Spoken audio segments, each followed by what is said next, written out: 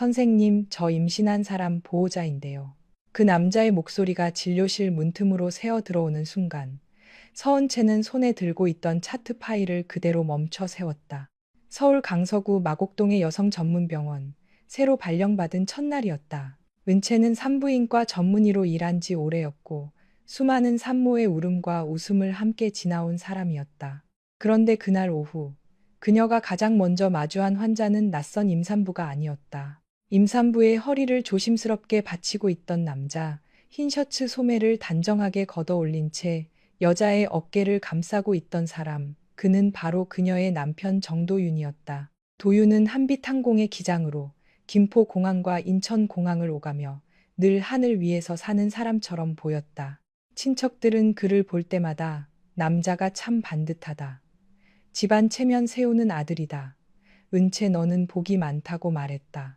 은채는 그 말을 들을 때마다 조용히 웃었다. 복이 많은지 아닌지는 남들이 정해주는 것이 아니었지만 결혼한 여자는 때로 그런 말 앞에서 굳이 반박하지 않는 법을 배운다. 3년 동안 그녀는 그렇게 살았다. 시댁에서 아이가 생기지 않는다는 이유로 눈치를 봐도 명절 때마다 시어머니가 친척들 앞에서 한숨을 쉬어도 남편이 옆에서 아무 말 하지 않아도 은채는 자신이 조금만 더 참으면 언젠가는 괜찮아질 거라고 믿었다. 그런데 바로 그 남자가 지금 자기 앞에서 다른 여자의 보호자처럼 서 있었다. 여자는 베가라였다. 은채는 그녀를 한 번 본 적이 있었다. 작년 겨울 항공사 송년회 자리에서였다. 아라는 도윤보다 한참 어린 객실 승무원이었고 하얀 블라우스에 단정한 스카프를 맨 채 은채에게 허리를 숙이며 사모님 말씀 많이 들었어요라고 웃었다. 그때 은채는 그 웃음이 지나치게 달콤하다고 생각했지만 아무 말도 하지 않았다. 사회생활을 하는 사람의 웃음은 때로 너무 밝아서 진심과 예의를 구분하기 어려웠다. 그런데 지금 아라는 그때보다 훨씬 연약한 얼굴로 진료 의자에 앉아 있었다. 한 손은 아랫배 위에 얹혀 있었고 다른 손은 도윤의 손목을 잡고 있었다. 마치 그 손을 놓으면 자신이 곧 무너질 사람처럼 도윤이 먼저 은채를 알아보았다. 그의 얼굴에서 피가 빠져나가는 것이 너무 분명해서 은채는 오히려 이상하게 차분해졌다. 은채야, 네가 왜 여기 있어? 그 말이 가장 먼저 나왔다. 남편이 아내에게 할 말은 아니었다. 여기 오늘부터 제 근무지예요. 은채는 아주 낮은 목소리로 대답했다. 응급 산모라 들었습니다. 환자분, 의자에 바르게 앉아주세요. 그녀는 남편을 보지 않고 아라를 보았다. 의사로서의 눈빛이었다. 그 눈빛 안에 아내의 분노를 섞지 않으려고 은채는 손가락 끝에 힘을 주었다. 아라는 눈을 내리깔았다. 배가 조금 당겨서요. 혹시 아기한테 문제가 있을까봐. 그녀의 목소리는 작았지만 이상하게 진료실 안의 모든 사람에게 잘 들렸다. 은채는 장갑을 끼고 필요한 질문을 했다. 마지막 생리일, 통증의 시작, 출혈 여부, 기존 검사 여부.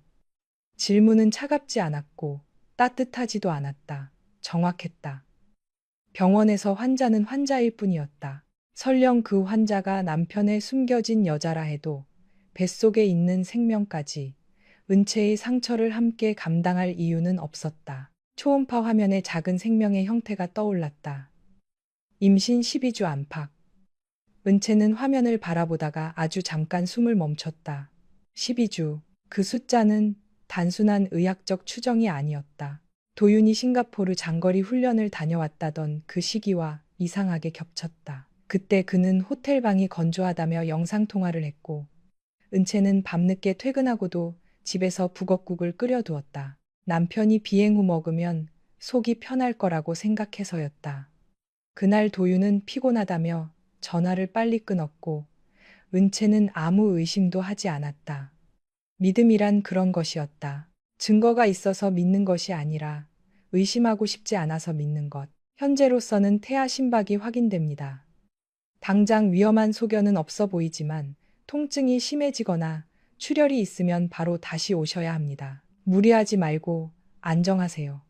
은채는 차트에 필요한 내용을 적었다. 아라는 고개를 끄덕였지만 곧 도윤을 올려다보았다. 오빠, 나 너무 무서워. 그 한마디에 도윤은 본능처럼 몸을 숙였다. 괜찮아, 내가 있잖아. 짧고 낮은 말이었다. 하지만 은채에게는 그 말이 진료실 천장에 부딪혀 몇 번이고 되돌아오는 것처럼 들렸다. 내가 있잖아. 3년 동안 은채가 혼자 울던 밤마다 듣고 싶었던 말. 시어머니의 말에 상처받아도, 아이 문제로 친척들 앞에서 모욕을 당해도, 남편에게서 한 번도 제대로 듣지 못했던 말이었다. 간호사 나보라는 분위기를 눈치채고 어쩔 줄 몰라 했다. 문 밖에서는 병원 보안 담당 전만식 아저씨가 지나가다 진료실 안을 흘끗 보았다. 만식은 은채가 예전에 근무하던 병원에서도 알던 사람으로 전라도 정읍 출신이라 은채의 친정 어머니와 말투가 비슷했다. 그는 아무것도 모른 채 웃으며 말했다. 아이고, 남편분이 참 자상하시네. 요즘 젊은 남자들이 이렇게 임신한 아내 챙기기 쉽지 않은데. 나보라가 황급히 만식의 팔을 잡아당겼다. 아저씨, 잠깐만요. 여기 들어오시면 안 돼요. 만식은 어리둥절한 얼굴로 물러났다. 내가 뭐 잘못 말했나? 그 무심한 말이 은채의 가슴을 더 깊이 찔렀다. 남들이 보기에는 도윤이 그저 임신한 아내를 챙기는 좋은 남편으로 보인다는 사실, 그 잔인한 오해가 그녀를 무너뜨렸다. 은채는 처방 안내지를 아라에게 건넸다. 오늘은 응급 확인만 했습니다. 정기 진료는 담당 병원에서 이어가세요. 그리고 보호자분도 산모가 무리하지 않게 신경 쓰십시오. 마지막 말에서 그녀는 처음으로 도윤을 보았다. 도윤은 입술을 달싹였다. 은채야, 이건. 은채가 그의 말을 끊었다. 여기는 병원이고 저는 근무 중입니다. 개인적인 이야기는 나중에 하세요. 목소리는 높지 않았지만 진료실 안의 공기가 단번에 얼어붙었다. 아라는 고개를 숙였고 도윤은 아무 말도 하지 못했다. 손을 씻는 동안 은채는 거울 속 자신의 얼굴을 보지 않았다. 물소리가 차갑게 흘렀고 손등 위의 비누 거품은 금세 사라졌다. 그러나 마음속에 들러붙은 장면은 씻겨 나가지 않았다. 남편의 손이 아라의 허리를 받치던 장면, 아라가 오빠라고 부르던 목소리, 도윤이 너무 자연스럽게 내가 있잖아 라고 대답하던 표정. 그녀는 물을 잠그고 마른 수건으로 손을 닦았다. 흰 가운 주머니 안에는 오늘 아침 받은 임명장이 들어 있었다. 병원은 그녀를 부원장 직무대행으로 발령했다. 그 소식을 남편에게 가장 먼저 말하고 싶었다. 나 해냈어 라고 말하면 도윤이 잠시라도 진심으로 기뻐해 줄 거라고 기대했다. 그러나 이제 그 종이는 축하받을 기쁨이 아니라 우스운 착각의 증거처럼 느껴졌다. 그날 저녁, 은채는 강서구 방화동에 있는 시댁으로 돌아왔다. 집은 김포공항에서 그리 멀지 않은 조용한 주택가에 있었다. 낮에는 비행기 소리가 자주 들렸고 밤이면 거실 창문에 활주로 쪽 불빛이 희미하게 비쳤다. 결혼 초기 은채는 그 소리를 좋아했다. 남편이 일하는 하늘과 자신이 사는 집이 멀지 않다는 느낌 때문이었다. 하지만 그날 밤 머리 위로 지나가는 비행기 소리는 이상하게 차갑고 멀었다. 거실에 들어서자 시어머니 오영숙이 부엌에서 국을 휘젓고 있었다. 된장찌개 냄새와 생선조림 냄새 사이로 한약 냄새가 섞여 있었다. 식탁 한가운데에는 은채 자리 앞에만 짙은 갈색 한약 한 그릇이 놓여 있었다.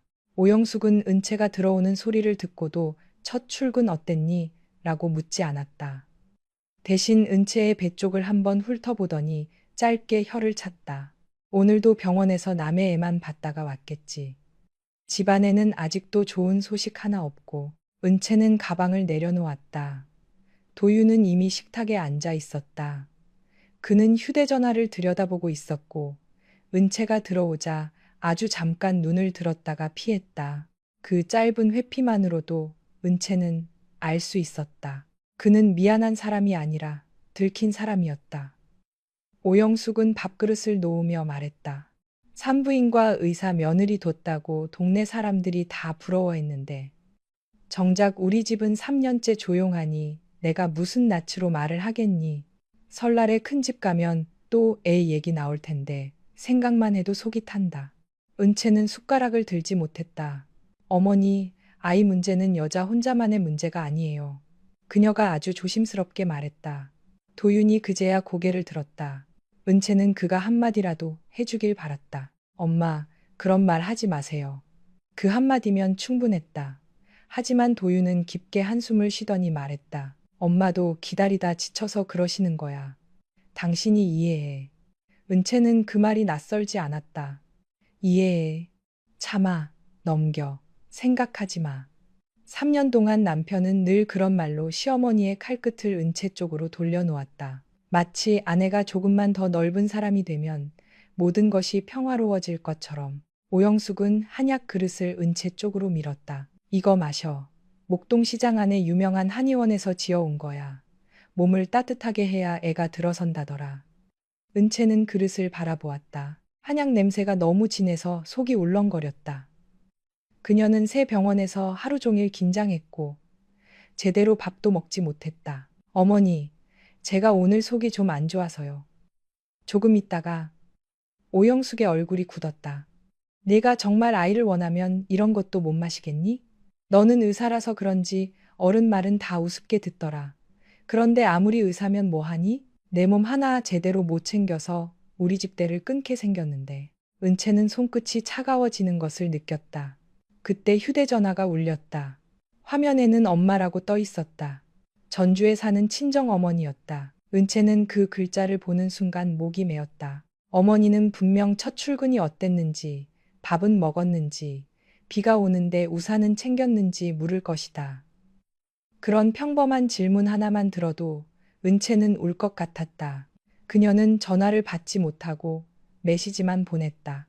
엄마, 나 밥 먹는 중이야. 나중에 전화할게. 사실 그녀의 밥그릇은 그대로였고 앞에는 쓰디 쓴 한약만 놓여 있었다. 마침 현관 쪽에서 작은 소란이 일었다. 이웃집에서 키우는 흰 강아지 한 마리가 반쯤 열린 대문 틈으로 들어와 식탁 아래를 킁킁거렸다. 강아지는 은채 앞에 한약 냄새를 맡더니 갑자기 재채기를 하고 뒤로 물러났다. 바로 그때 전만식 아저씨가 손에 과일 봉지를 들고 들어왔다. 서 선생, 어머님이 전주에서 배랑 사과 좀 보내셨다고 해서 내가 병원 갔다 오는 길에 받아왔어. 그는 강아지가 한약을 보고 도망가는 모습을 보더니 무심코 말했다. 아이고, 약 냄새가 얼마나 독하면 걔도 애 못 갖겠다며 도망가네. 식탁 위 공기가 그대로 멈췄다. 만식은 자신이 무슨 말을 했는지 깨닫고 입을 다물었다. 아이고, 내가 또 쓸데없는 소리를 했네. 죄송합니다, 사모님. 나는 그냥. 오영숙이 눈을 부라렸다. 남의 집 식사 시간에 예의가 없으시네요. 만식은 황급히 과일 봉지를 내려놓고 나갔다. 강아지도 그 뒤를 따라 도망쳤다. 은채는 웃음이 날 것 같았지만 웃지 못했다. 이상하게 눈물이 먼저 고였다. 친정어머니가 보낸 과일 봉지에는 작은 쪽지가 붙어 있었다. 우리 딸 첫 병원 출근 축하해. 밥 거르지 말고 과일이라도 먹어. 삐뚤빼뚤한 글씨였다. 은채는 그 글씨를 보는 순간 자신이 얼마나 오래 이 집에서 혼자였는지 깨달았다. 누군가는 그녀의 첫 출근을 기억하고 있었다.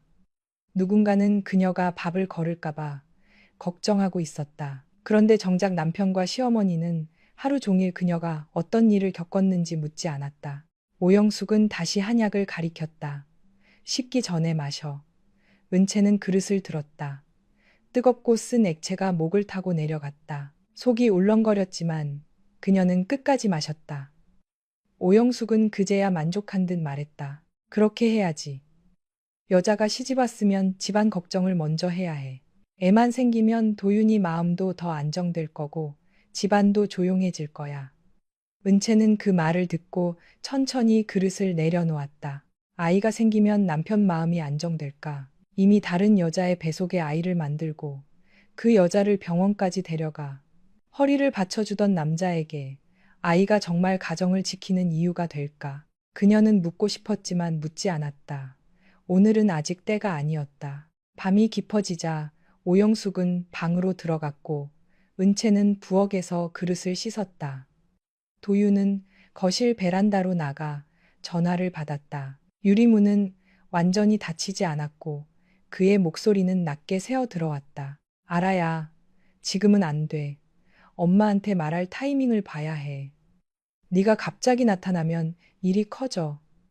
잠시 침묵이 흐른 뒤 도윤이 더 낮은 목소리로 말했다. 나도 책임질 생각이 없다는 게 아니잖아. 조금만 기다려. 은채는 수도꼭지를 잠갔다. 물방울이 싱크대에 떨어지는 소리만 또렷했다. 그녀는 일부러 들으려 한 것이 아니었다. 그러나 이제는 들리지 않는 척할 수도 없었다. 그날 밤, 은채는 침실에 들어가지 않았다. 작은 서재에 앉아 친정어머니가 보낸 과일 봉지를 열었다. 사과 2개와 배 1개, 그리고 어머니가 직접 만든 유자청 작은 병이 들어 있었다. 은채는 유자청 병을 끌어안고 한참을 울었다. 남편 때문에 우는 눈물이 아니었다. 자신이 이렇게 사랑받을 수 있는 사람이라는 사실을 너무 늦게 기억해낸 슬픔이었다. 누군가의 딸이었던 사람이 어느 순간 누군가의 며느리, 누군가의 아내로만 불리며 살다 보면 자기 이름이 얼마나 외로운지 잊는다. 서은채, 그녀는 그날 밤 오랜만에 자신의 이름을 마음속으로 불러보았다. 다음 날 아침, 집안은 평소보다 조용했다. 도유는 새벽 비행 일정이 있다며 일찍 나갔고, 오영숙은 무릎이 아프다며 2층 방에서 은채를 불렀다. 은채야, 내 관절약 좀 가져와. 서랍장 아래쪽에 있을 거야. 은채는 대답하고 시어머니 방으로 들어갔다. 아무리 마음이 찢어져도 몸은 습관처럼 움직였다. 3년 동안 그녀는 오영숙의 혈압약이 어디 있는지, 소화제가 언제 떨어지는지, 무릎에 바르는 파스가 어느 서랍에 있는지 다 알고 있었다. 사랑받지 못해도 돌보는 일은 멈추지 않는 사람이 있다. 은채가 그랬다. 서랍장 아래 칸을 열자 오래된 파스 냄새와 한약재 냄새가 섞여 올라왔다. 은채는 관절약 상자를 찾다가 낡은 봉투 하나를 건드렸다. 봉투가 바닥으로 떨어졌고 겉면에는 오영숙의 글씨로 이렇게 적혀 있었다. 도윤 재검. 은채에게 말하지 말 것. 은채의 손이 멈췄다. 그녀는 한참 동안 봉투를 바라보았다. 말하지 말 것. 그 4글자가 너무 선명했다. 의사로 살아온 사람의 직감이 먼저 반응했다. 은채는 천천히 봉투를 선생님, 저 임신한 사람 보호자인데요. 그 남자의 목소리가 진료실 문틈으로 새어 들어오는 순간 서은채는 손에 들고 있던 차트 파일을 그대로 멈춰 세웠다. 서울 강서구 마곡동의 여성 전문병원, 새로 발령받은 첫날이었다. 은채는 산부인과 전문의로 일한 지 오래였고 수많은 산모의 울음과 웃음을 함께 지나온 사람이었다.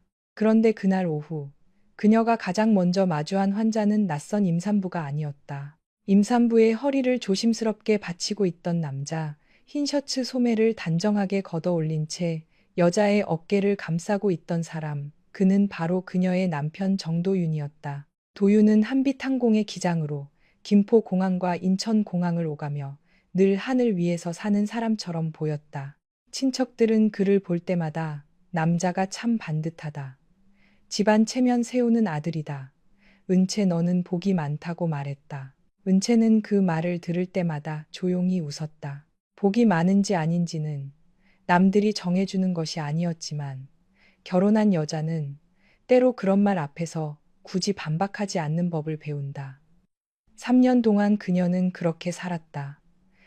시댁에서 아이가 생기지 않는다는 이유로 눈치를 봐도 명절 때마다 시어머니가 친척들 앞에서 한숨을 쉬어도 남편이 옆에서 아무 말 하지 않아도 은채는 자신이 조금만 더 참으면 언젠가는 괜찮아질 거라고 믿었다. 그런데 바로 그 남자가 지금 자기 앞에서 다른 여자의 보호자처럼 서 있었다.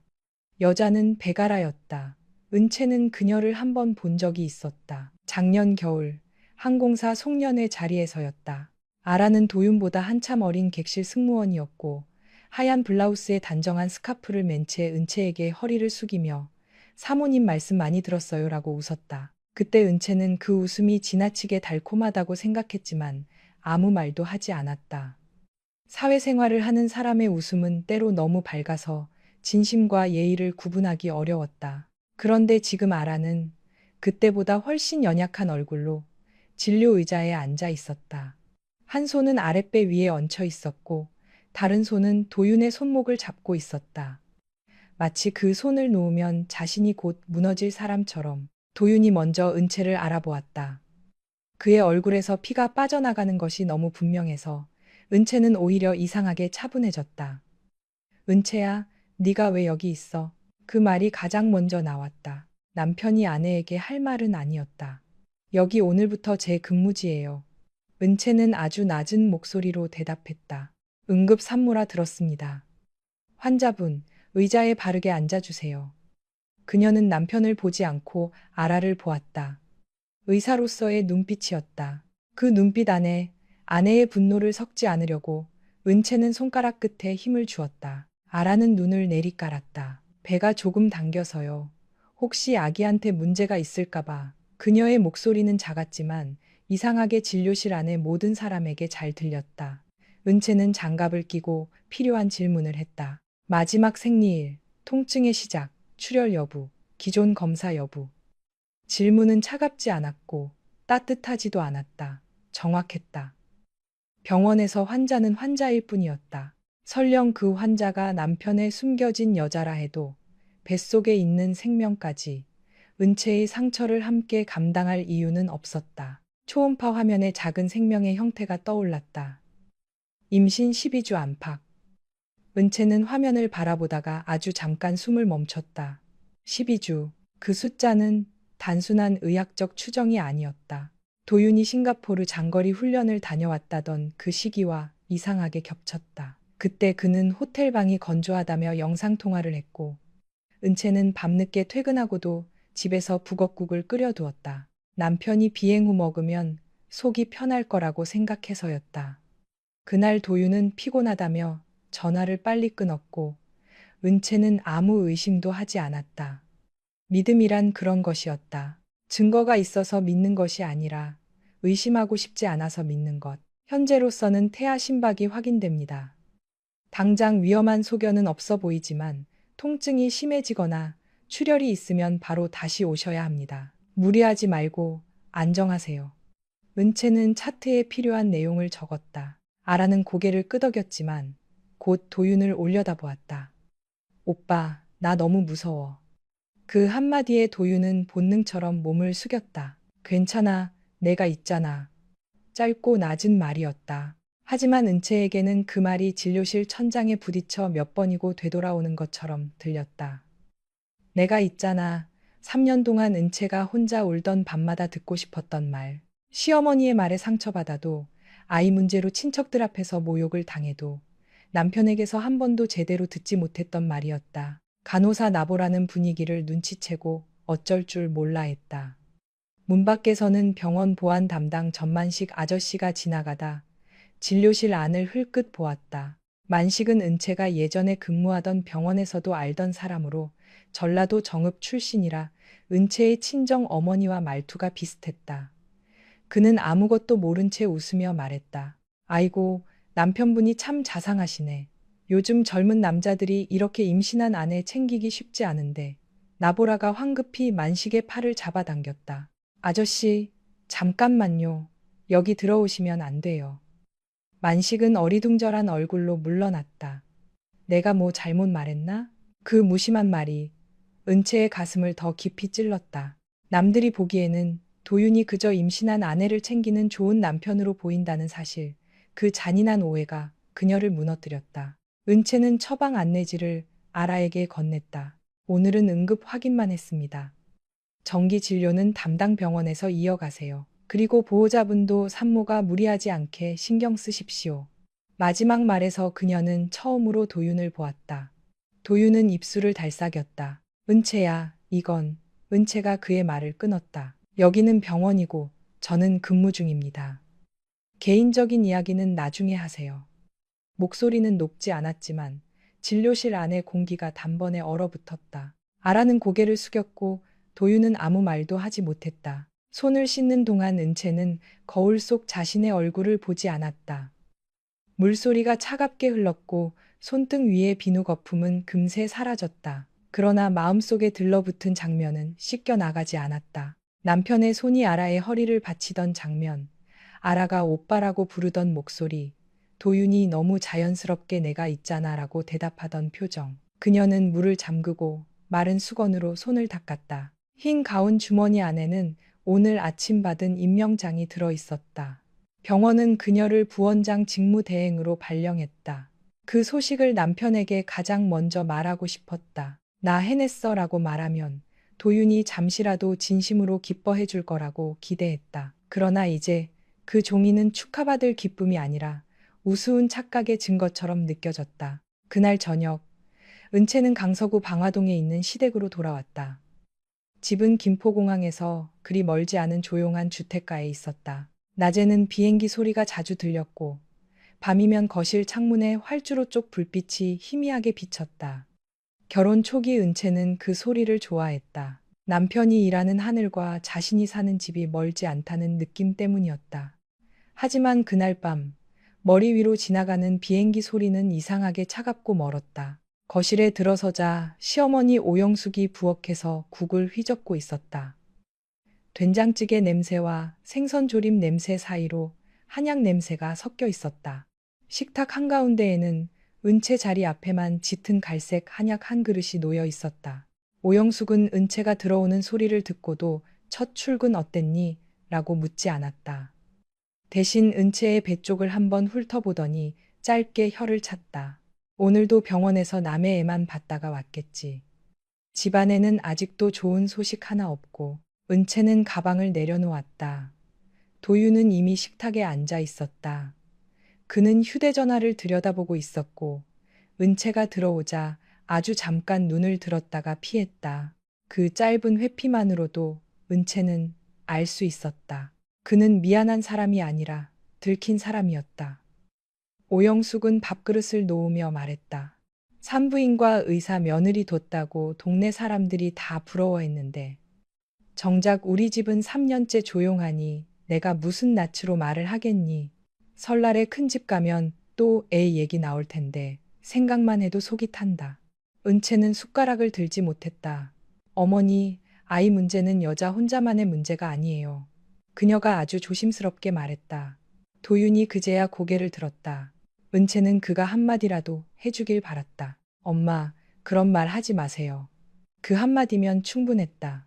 하지만 도윤은 깊게 한숨을 쉬더니 말했다. 엄마도 기다리다 지쳐서 그러시는 거야. 당신이 이해해. 은채는 그 말이 낯설지 않았다. 이해해. 참아. 넘겨. 생각하지 마. 3년 동안 남편은 늘 그런 말로 시어머니의 칼끝을 은채 쪽으로 돌려놓았다. 마치 아내가 조금만 더 넓은 사람이 되면 모든 것이 평화로워질 것처럼. 오영숙은 한약 그릇을 은채 쪽으로 밀었다. 이거 마셔. 목동시장 안에 유명한 한의원에서 지어온 거야. 몸을 따뜻하게 해야 애가 들어선다더라. 은채는 그릇을 바라보았다. 한약 냄새가 너무 진해서 속이 울렁거렸다. 그녀는 새 병원에서 하루 종일 긴장했고 제대로 밥도 먹지 못했다. 어머니, 제가 오늘 속이 좀 안 좋아서요. 조금 있다가 오영숙의 얼굴이 굳었다. 네가 정말 아이를 원하면 이런 것도 못 마시겠니? 너는 의사라서 그런지 어른 말은 다 우습게 듣더라. 그런데 아무리 의사면 뭐하니? 내 몸 하나 제대로 못 챙겨서 우리 집대를 끊게 생겼는데. 은채는 손끝이 차가워지는 것을 느꼈다. 그때 휴대전화가 울렸다. 화면에는 엄마라고 떠 있었다. 전주에 사는 친정어머니였다. 은채는 그 글자를 보는 순간 목이 메었다. 어머니는 분명 첫 출근이 어땠는지, 밥은 먹었는지, 비가 오는데 우산은 챙겼는지 물을 것이다. 그런 평범한 질문 하나만 들어도 은채는 울 것 같았다. 그녀는 전화를 받지 못하고 메시지만 보냈다. 엄마, 나 밥 먹는 중이야. 나중에 전화할게. 사실 그녀의 밥그릇은 그대로였고 앞에는 쓰디 쓴 한약만 놓여 있었다. 마침 현관 쪽에서 작은 소란이 일었다. 이웃집에서 키우는 흰 강아지 한 마리가 반쯤 열린 대문 틈으로 들어와 식탁 아래를 킁킁거렸다. 강아지는 은채 앞에 한약 냄새를 맡더니 갑자기 재채기를 하고 뒤로 물러났다. 바로 그때 전만식 아저씨가 손에 과일 봉지를 들고 들어왔다. 서 선생, 어머님이 전주에서 배랑 사과 좀 보내셨다고 해서 내가 병원 갔다 오는 길에 받아왔어.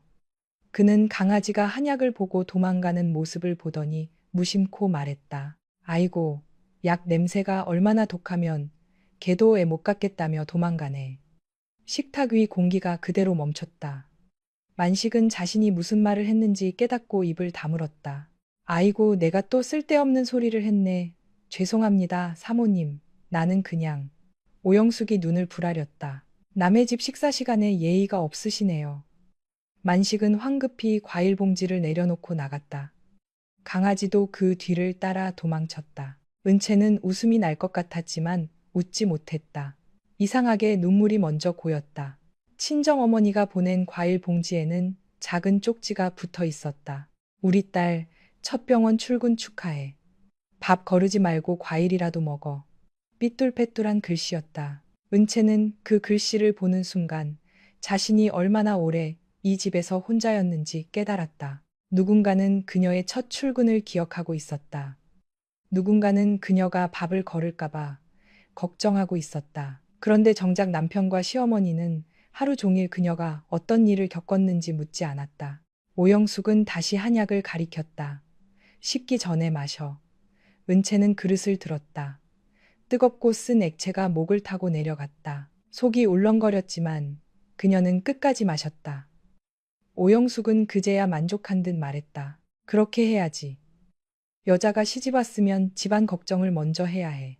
애만 생기면 도윤이 마음도 더 안정될 거고 집안도 조용해질 거야.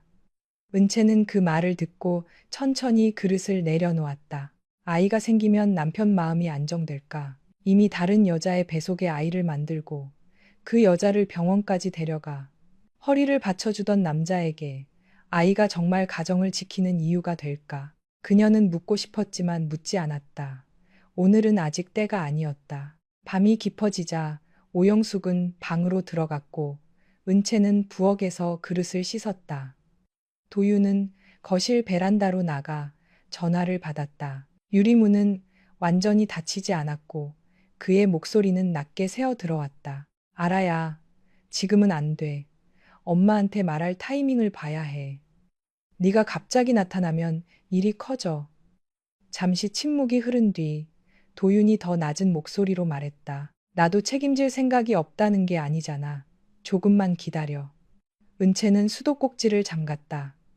물방울이 싱크대에 떨어지는 소리만 또렷했다. 그녀는 일부러 들으려 한 것이 아니었다. 그러나 이제는 들리지 않는 척할 수도 없었다. 그날 밤 은채는 침실에 들어가지 않았다. 작은 서재에 앉아 친정어머니가 보낸 과일 봉지를 열었다. 사과 2개와 배 1개, 그리고 어머니가 직접 만든 유자청 작은 병이 들어 있었다. 은채는 유자청 병을 끌어안고 한참을 울었다. 남편 때문에 우는 눈물이 아니었다. 자신이 이렇게 사랑받을 수 있는 사람이라는 사실을 너무 늦게 기억해낸 슬픔이었다. 누군가의 딸이었던 사람이 어느 순간 누군가의 며느리, 누군가의 아내로만 불리며 살다 보면 자기 이름이 얼마나 외로운지 잊는다. 서은채, 그녀는 그날 밤 오랜만에 자신의 이름을 마음속으로 불러보았다. 다음 날 아침, 집안은 평소보다 조용했다. 도유는 새벽 비행 일정이 있다며 일찍 나갔고 오영숙은 무릎이 아프다며 2층 방에서 은채를 불렀다. 은채야, 내 관절약 좀 가져와. 서랍장 아래쪽에 있을 거야. 은채는 대답하고 시어머니 방으로 들어갔다. 아무리 마음이 찢어져도 몸은 습관처럼 움직였다. 3년 동안 그녀는 오영숙의 혈압약이 어디 있는지, 소화제가 언제 떨어지는지, 무릎에 바르는 파스가 어느 서랍에 있는지 다 알고 있었다. 사랑받지 못해도 돌보는 일은 멈추지 않는 사람이 있다.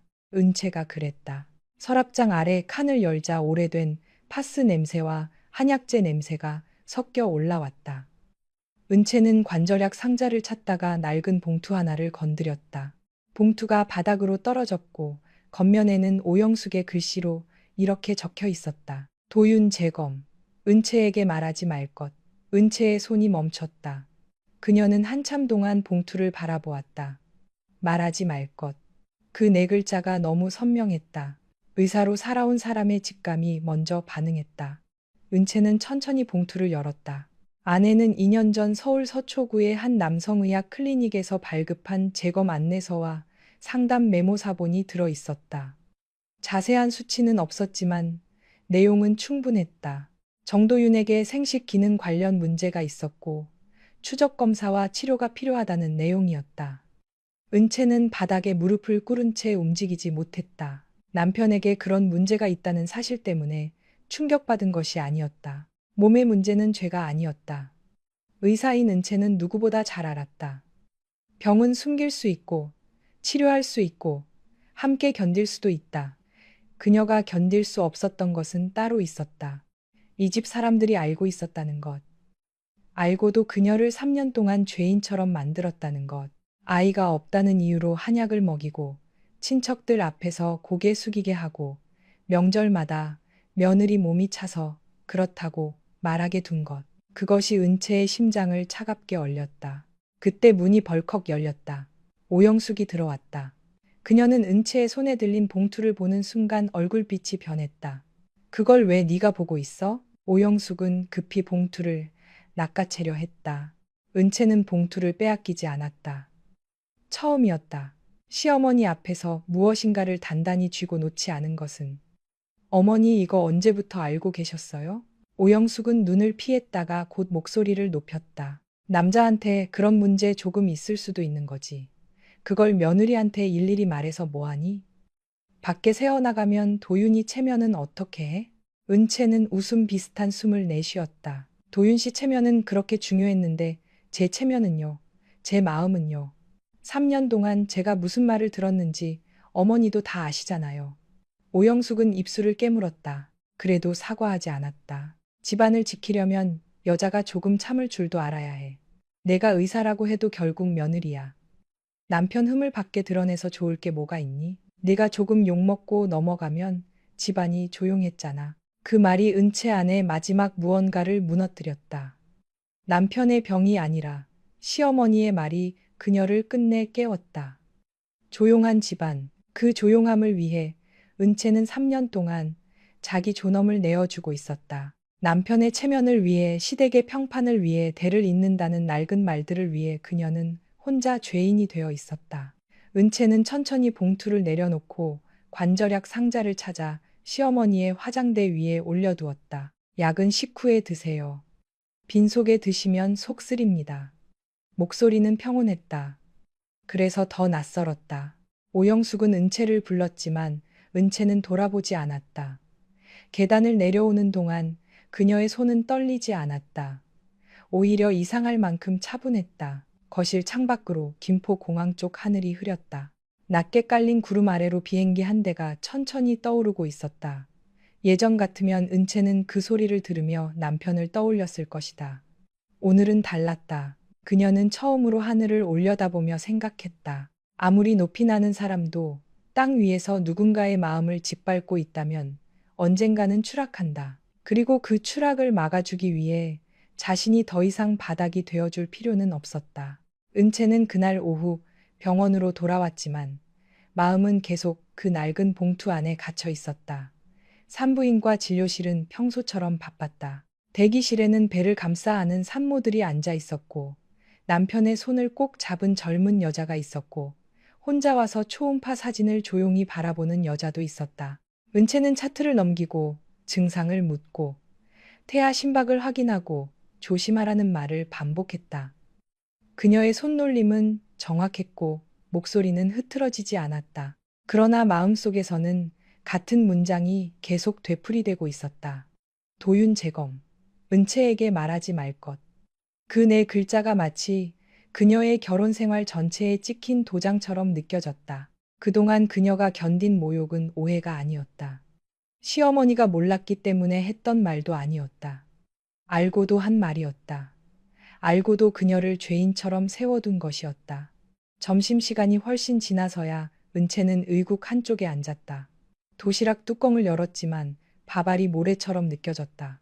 그때 동료 의사 윤재희가 들어왔다. 제이는 은채와 전공의 시절부터 알고 지낸 친구였다. 말은 거칠어도 속은 따뜻한 사람이었다. 은채는 처음에는 아무 말도 하지 않으려 했다. 하지만 제이가 그녀의 얼굴을 보자마자 너 오늘 얼굴이 왜 그래? 어제보다 더 하얗다고 묻는 순간 은채의 마음이 무너졌다. 그녀는 아주 낮은 목소리로 전날 병원에서 본 장면, 아라의 임신, 도윤의 태도, 그리고 아침에 발견한 봉투 이야기를 털어놓았다. 제이는 듣는 동안 점점 얼굴이 굳어졌다. 마지막에는 손에 들고 있던 젓가락을 내려놓고 한참 말이 없었다. 몸에 문제가 있는 건 죄가 아니야. 제이가 천천히 말했다. 그런데 그걸 숨기고 너한테 죄를 뒤집어 씌운 건 죄야. 그것도 아주 비겁한 죄. 은채는 고개를 숙였다.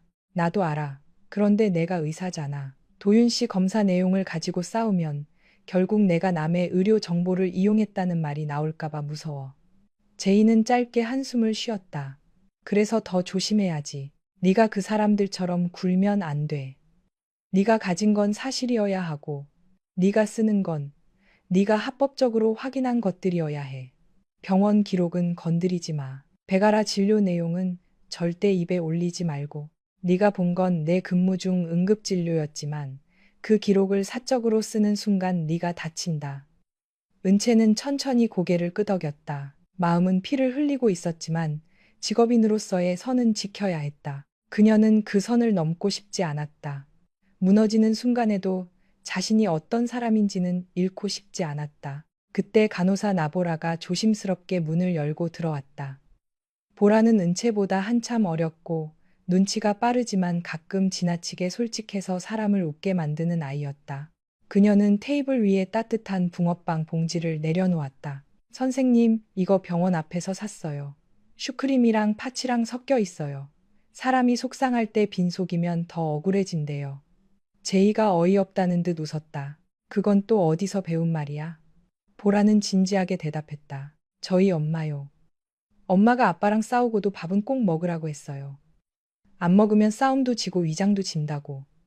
은채는 그 말을 듣고 아주 작게 웃었다. 웃음이 목에 걸려 눈물처럼 올라왔다. 누군가 자신을 걱정해준다는 것은 때로 거창한 위로보다 더 깊게 사람을 붙잡는다.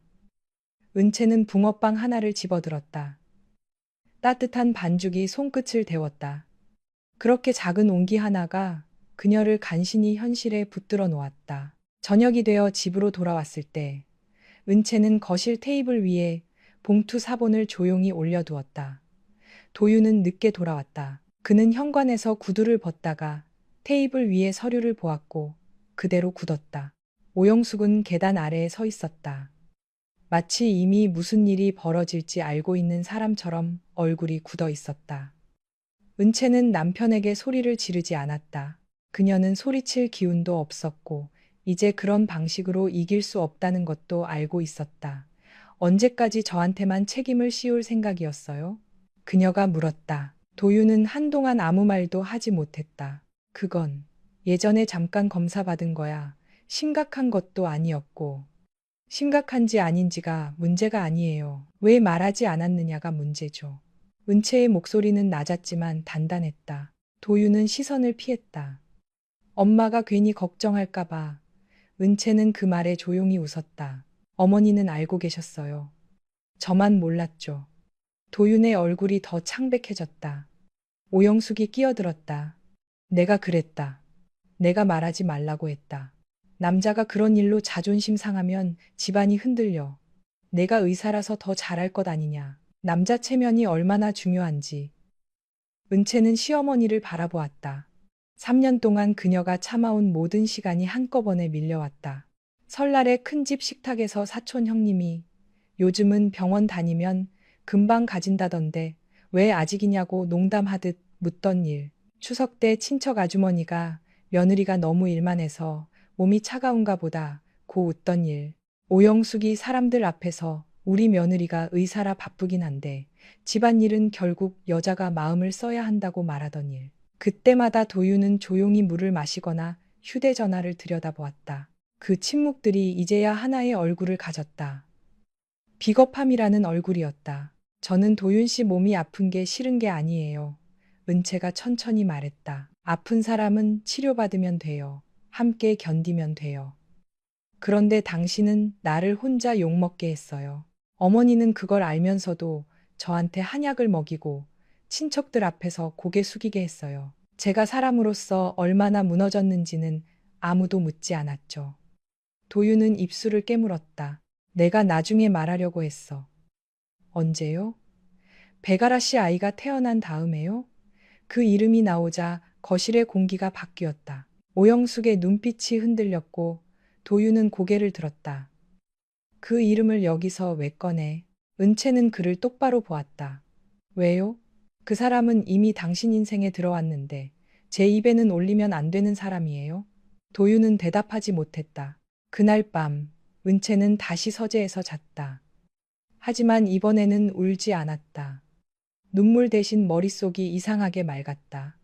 사람이 오래 참으면 어느 순간 감정이 사라지는 것이 아니라 감정 위에 아주 차가운 판단이 내려앉는다. 은채는 자신이 어떤 선택을 해야 하는지 어렴풋이 알기 시작했다.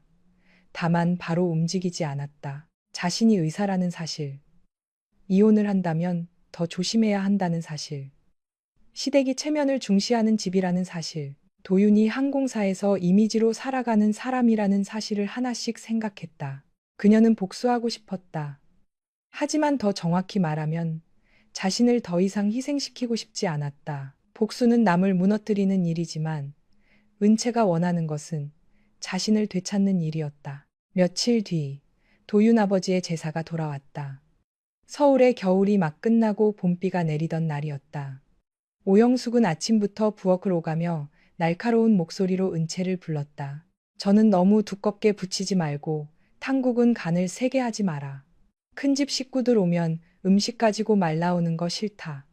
은채는 대답만 하고 손을 왜 움직였다.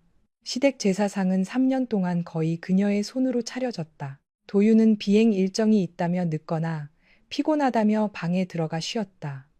오영숙은 지시했고 은채는 만들었다. 동태전, 고사리나물, 도라지나물, 탕국, 조기구이, 과일과 떡. 그녀는 의사로서 수술실에서 몇 시간씩 서 있는 것보다 시댁 부엌에서 하루 종일 서 있는 일이 더 지치게 느껴질 때가 많았다. 병원에서는 그녀의 수고가 생명을 살렸지만 이 집에서는 그녀의 수고가 너무 당연해서 아무도 보지 않았다. 정오가 가까워지자 친척들이 하나둘 도착했다. 오영숙은 손님들을 맞으며 얼굴에 억지 웃음을 띄었다. 우리 도윤이는 오늘도 바쁘다. 기장 일이 어디 보통 일이니. 친척들은 도윤을 칭찬했다. 집안에 그렇게 번듯한 아들이 있으니 든든하겠다. 은채 씨도 병원에서 잘 나간다면서. 그래도 여자는 집안에 애가 있어야 안정이 되지. 누군가가 또 아이 이야기를 꺼냈다. 은채는 국그릇을 옮기던 손을 잠시 멈췄다가 다시 움직였다. 예전 같으면 그 말이 칼처럼 들어와 오래 박혔을 것이다. 오늘은 이상했다. 아프긴 했지만 더 이상 자신에게 꽂히지 않았다. 진실을 알고 나니 남들이 던지는 말은 날아오다가 힘을 잃었다. 죄는 그녀에게 있지 않았다. 제사를 마치고 모두가 식탁에 앉으려는 순간 현관 밖에서 자동차 문 닫히는 소리가 들렸다. 은채는 무심코 고개를 들었다. 도윤이 들어왔다. 그리고 그의 뒤에는 베가라가 있었다. 아라는 베이지색 원피스에 얇은 카디건을 걸치고 있었다. 배는 아직 크게 드러나지 않았지만 손이 자연스럽게 아랫배 위에 얹혀 있었다. 그녀는 조심스러운 표정으로 현관에 서서 고개를 숙였다. 안녕하세요. 오늘 아버님 제사라고 해서 회사 동료들과 같이 잠깐 들렀다가 선생님, 저 임신한 사람 보호자인데요. 그 남자의 목소리가 진료실 문틈으로 새어 들어오는 순간 서은채는 손에 들고 있던 차트 파일을 그대로 멈춰 세웠다. 서울 강서구 마곡동의 여성 전문병원, 새로 발령받은 첫날이었다. 은채는 산부인과 전문의로 일한 지 오래였고 수많은 산모의 울음과 웃음을 함께 지나온 사람이었다. 그런데 그날 오후 그녀가 가장 먼저 마주한 환자는 낯선 임산부가 아니었다. 임산부의 허리를 조심스럽게 받치고 있던 남자, 흰 셔츠 소매를 단정하게 걷어 올린 채 여자의 어깨를 감싸고 있던 사람, 그는 바로 그녀의 남편 정도윤이었다. 도윤은 한빛항공의 기장으로 김포공항과 인천공항을 오가며 늘 하늘 위에서 사는 사람처럼 보였다. 친척들은 그를 볼 때마다 남자가 참 반듯하다. 집안 체면 세우는 아들이다. 은채 너는 복이 많다고 말했다. 은채는 그 말을 들을 때마다 조용히 웃었다. 복이 많은지 아닌지는 남들이 정해주는 것이 아니었지만 결혼한 여자는 때로 그런 말 앞에서 굳이 반박하지 않는 법을 배운다. 3년 동안 그녀는 그렇게 살았다. 시댁에서 아이가 생기지 않는다는 이유로 눈치를 봐도 명절 때마다 시어머니가 친척들 앞에서 한숨을 쉬어도 남편이 옆에서 아무 말 하지 않아도 은채는 자신이 조금만 더 참으면 언젠가는 괜찮아질 거라고 믿었다. 그런데 바로 그 남자가 지금 자기 앞에서 다른 여자의 보호자처럼 서 있었다. 여자는 베가라였다. 은채는 그녀를 한 번 본 적이 있었다. 작년 겨울 항공사 송년회 자리에서였다. 아라는 도윤보다 한참 어린 객실 승무원이었고 하얀 블라우스에 단정한 스카프를 맨 채 은채에게 허리를 숙이며 사모님 말씀 많이 들었어요라고 웃었다. 그때 은채는 그 웃음이 지나치게 달콤하다고 생각했지만 아무 말도 하지 않았다. 사회생활을 하는 사람의 웃음은 때로 너무 밝아서 진심과 예의를 구분하기 어려웠다. 그런데 지금 아라는 그때보다 훨씬 연약한 얼굴로 진료 의자에 앉아 있었다. 한 손은 아랫배 위에 얹혀 있었고 다른 손은 도윤의 손목을 잡고 있었다. 마치 그 손을 놓으면 자신이 곧 무너질 사람처럼 도윤이 먼저 은채를 알아보았다. 그의 얼굴에서 피가 빠져나가는 것이 너무 분명해서 은채는 오히려 이상하게 차분해졌다. 은채야, 네가 왜 여기 있어? 그 말이 가장 먼저 나왔다. 남편이 아내에게 할 말은 아니었다. 여기 오늘부터 제 근무지예요. 은채는 아주 낮은 목소리로 대답했다. 응급 산모라 들었습니다. 환자분, 의자에 바르게 앉아주세요. 그녀는 남편을 보지 않고 아라를 보았다. 의사로서의 눈빛이었다. 그 눈빛 안에 아내의 분노를 섞지 않으려고 은채는 손가락 끝에 힘을 주었다. 아라는 눈을 내리깔았다. 배가 조금 당겨서요. 혹시 아기한테 문제가 있을까봐. 그녀의 목소리는 작았지만 이상하게 진료실 안의 모든 사람에게 잘 들렸다. 은채는 장갑을 끼고 필요한 질문을 했다. 마지막 생리일, 통증의 시작, 출혈 여부, 기존 검사 여부. 질문은 차갑지 않았고 따뜻하지도 않았다. 정확했다. 병원에서 환자는 환자일 뿐이었다. 설령 그 환자가 남편의 숨겨진 여자라 해도 뱃속에 있는 생명까지 은채의 상처를 함께 감당할 이유는 없었다. 초음파 화면에 작은 생명의 형태가 떠올랐다. 임신 12주 안팎. 은채는 화면을 바라보다가 아주 잠깐 숨을 멈췄다. 12주. 그 숫자는 단순한 의학적 추정이 아니었다. 도윤이 싱가포르 장거리 훈련을 다녀왔다던 그 시기와 이상하게 겹쳤다. 그때 그는 호텔 방이 건조하다며 영상통화를 했고 은채는 밤늦게 퇴근하고도 집에서 북엇국을 끓여두었다. 남편이 비행 후 먹으면 속이 편할 거라고 생각해서였다. 그날 도윤은 피곤하다며 전화를 빨리 끊었고 은채는 아무 의심도 하지 않았다. 믿음이란 그런 것이었다. 증거가 있어서 믿는 것이 아니라 의심하고 싶지 않아서 믿는 것. 현재로서는 태아 심박이 확인됩니다. 당장 위험한 소견은 없어 보이지만 통증이 심해지거나 출혈이 있으면 바로 다시 오셔야 합니다. 무리하지 말고 안정하세요. 은채는 차트에 필요한 내용을 적었다. 아라는 고개를 끄덕였지만 곧 도윤을 올려다보았다.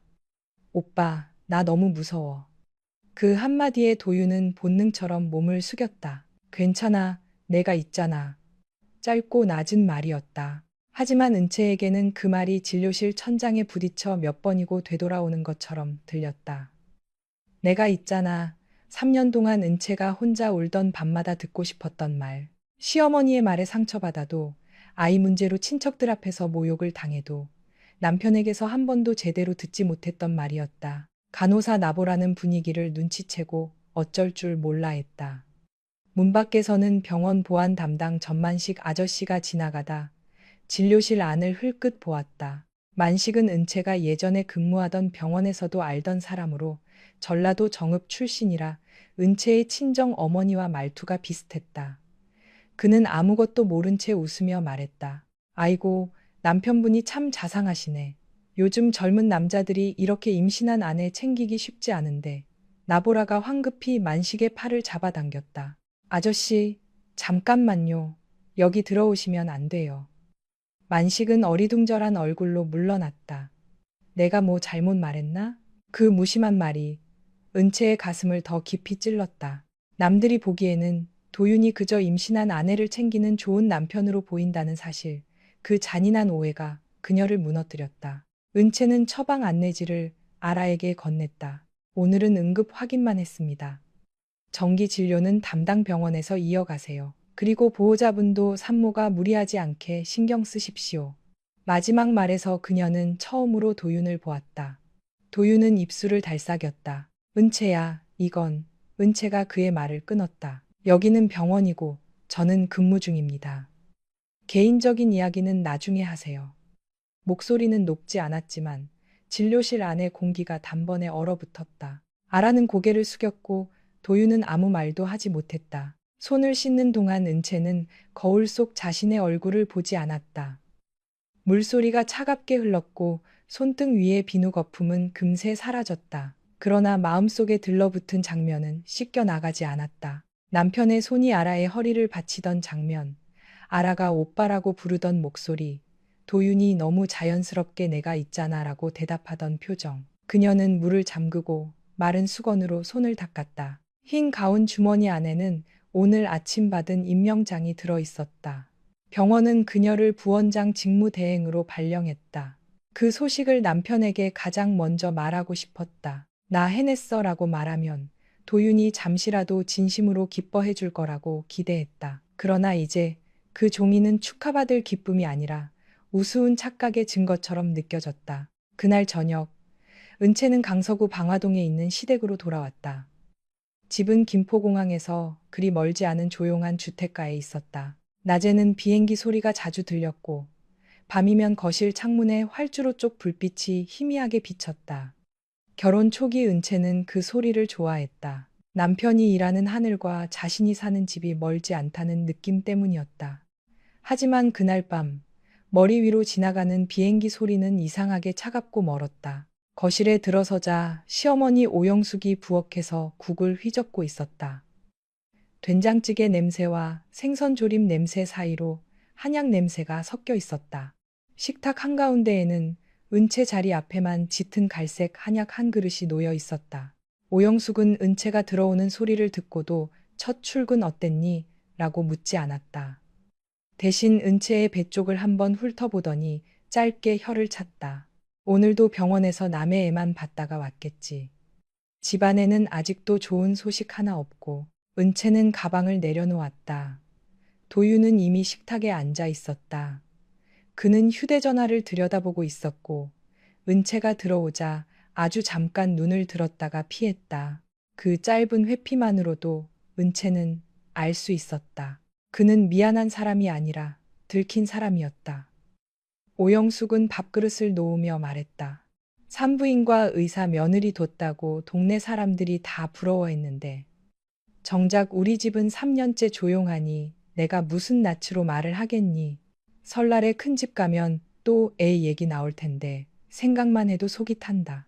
은채는 숟가락을 들지 못했다. 어머니, 아이 문제는 여자 혼자만의 문제가 아니에요. 그녀가 아주 조심스럽게 말했다. 도윤이 그제야 고개를 들었다. 은채는 그가 한마디라도 해주길 바랐다. 엄마, 그런 말 하지 마세요. 그 한마디면 충분했다. 하지만 도윤은 깊게 한숨을 쉬더니 말했다. 엄마도 기다리다 지쳐서 그러시는 거야. 당신이 이해해.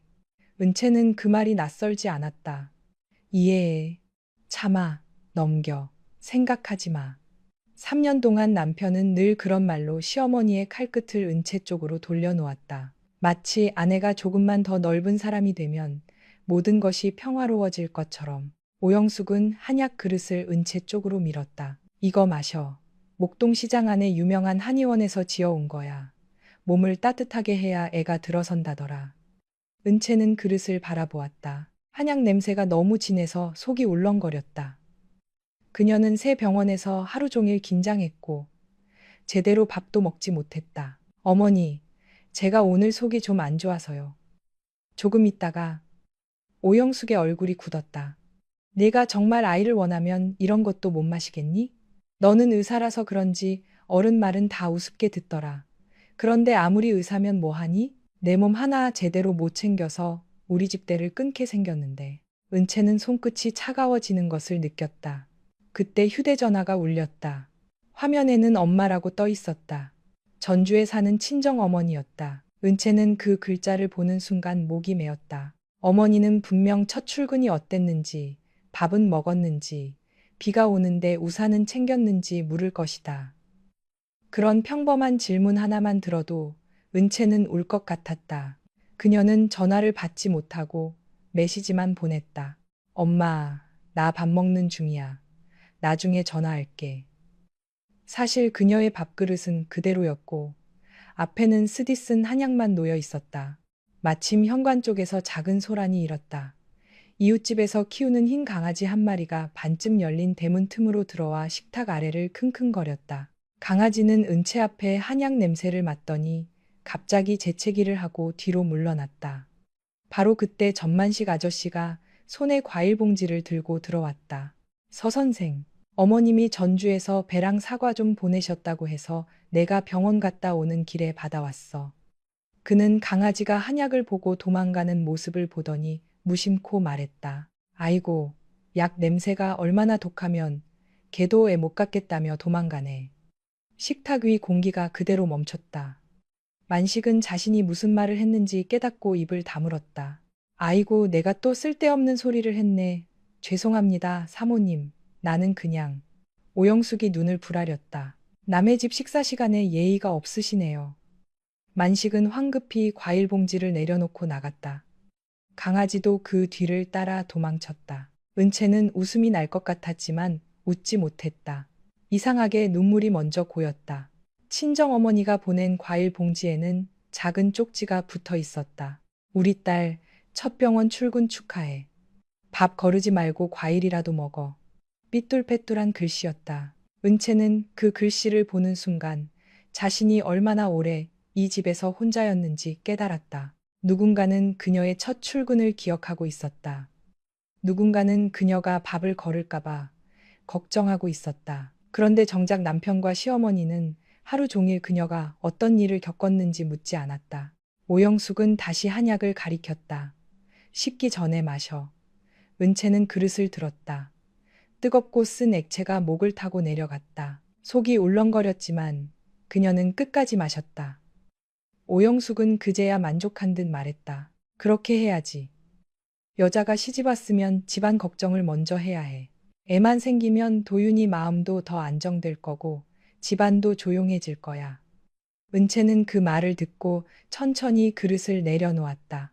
아이가 생기면 남편 마음이 안정될까? 이미 다른 여자의 뱃속에 아이를 만들고 그 여자를 병원까지 데려가 허리를 받쳐주던 남자에게 아이가 정말 가정을 지키는 이유가 될까? 그녀는 묻고 싶었지만 묻지 않았다. 오늘은 아직 때가 아니었다. 밤이 깊어지자 오영숙은 방으로 들어갔고 은채는 부엌에서 그릇을 씻었다.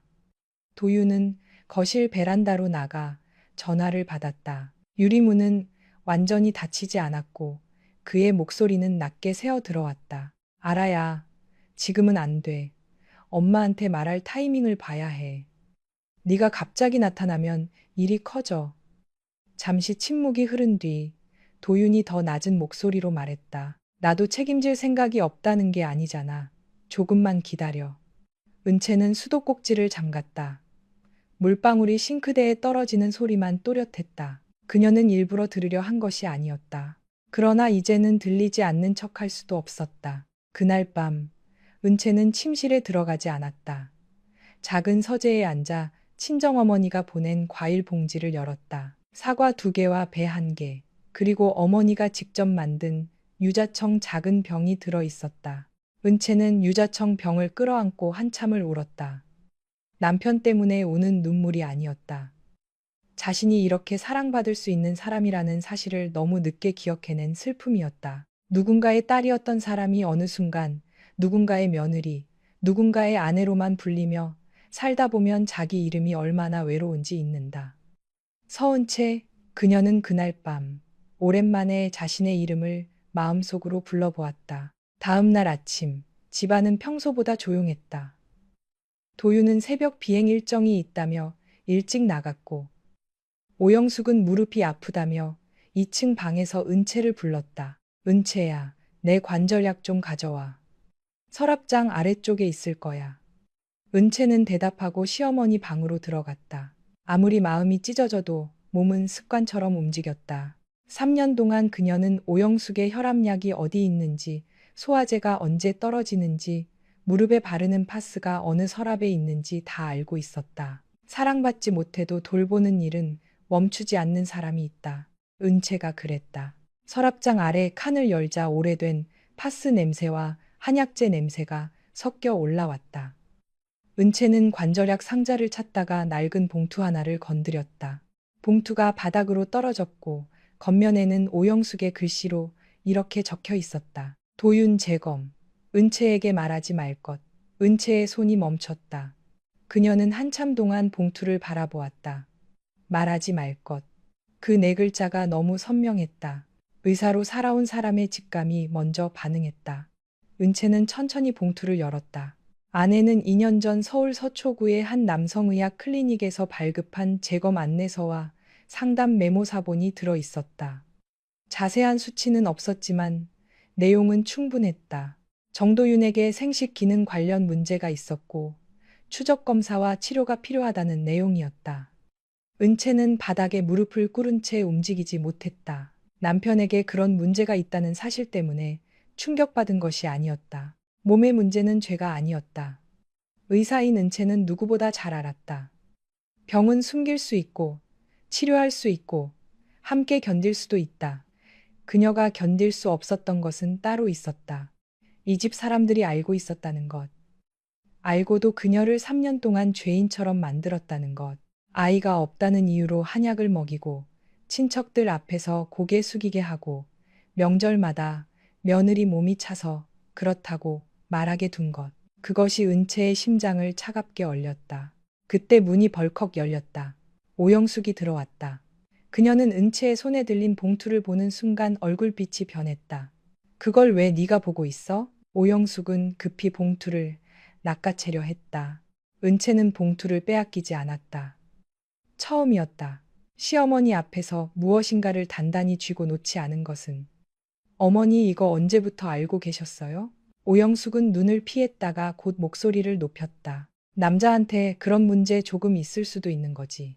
그걸 며느리한테 일일이 말해서 뭐하니? 밖에 새어나가면 도윤이 체면은 어떻게 해? 은채는 웃음 비슷한 숨을 내쉬었다. 도윤 씨 체면은 그렇게 중요했는데 제 체면은요. 제 마음은요. 3년 동안 제가 무슨 말을 들었는지 어머니도 다 아시잖아요. 오영숙은 입술을 깨물었다. 그래도 사과하지 않았다. 집안을 지키려면 여자가 조금 참을 줄도 알아야 해. 내가 의사라고 해도 결국 며느리야. 남편 흠을 밖에 드러내서 좋을 게 뭐가 있니? 네가 조금 욕먹고 넘어가면 집안이 조용했잖아. 그 말이 은채 안에 마지막 무언가를 무너뜨렸다. 남편의 병이 아니라 시어머니의 말이 그녀를 끝내 깨웠다. 조용한 집안, 그 조용함을 위해 은채는 3년 동안 자기 존엄을 내어주고 있었다. 남편의 체면을 위해, 시댁의 평판을 위해, 대를 잇는다는 낡은 말들을 위해 그녀는 혼자 죄인이 되어 있었다. 은채는 천천히 봉투를 내려놓고 관절약 상자를 찾아 시어머니의 화장대 위에 올려두었다. 약은 식후에 드세요. 빈속에 드시면 속 쓰립니다. 목소리는 평온했다. 그래서 더 낯설었다. 오영숙은 은채를 불렀지만 은채는 돌아보지 않았다. 계단을 내려오는 동안 그녀의 손은 떨리지 않았다. 오히려 이상할 만큼 차분했다. 거실 창밖으로 김포공항 쪽 하늘이 흐렸다. 낮게 깔린 구름 아래로 비행기 한 대가 천천히 떠오르고 있었다. 예전 같으면 은채는 그 소리를 들으며 남편을 떠올렸을 것이다. 오늘은 달랐다. 그녀는 처음으로 하늘을 올려다보며 생각했다. 아무리 높이 나는 사람도 땅 위에서 누군가의 마음을 짓밟고 있다면 언젠가는 추락한다. 그리고 그 추락을 막아주기 위해 자신이 더 이상 바닥이 되어줄 필요는 없었다. 은채는 그날 오후 병원으로 돌아왔지만 마음은 계속 그 낡은 봉투 안에 갇혀 있었다. 산부인과 진료실은 평소처럼 바빴다. 대기실에는 배를 감싸 안은 산모들이 앉아 있었고 남편의 손을 꼭 잡은 젊은 여자가 있었고 혼자 와서 초음파 사진을 조용히 바라보는 여자도 있었다. 은채는 차트를 넘기고 증상을 묻고 태아 심박을 확인하고 조심하라는 말을 반복했다. 그녀의 손놀림은 정확했고 목소리는 흐트러지지 않았다. 그러나 마음속에서는 같은 문장이 계속 되풀이되고 있었다. 도윤 재검. 은채에게 말하지 말 것.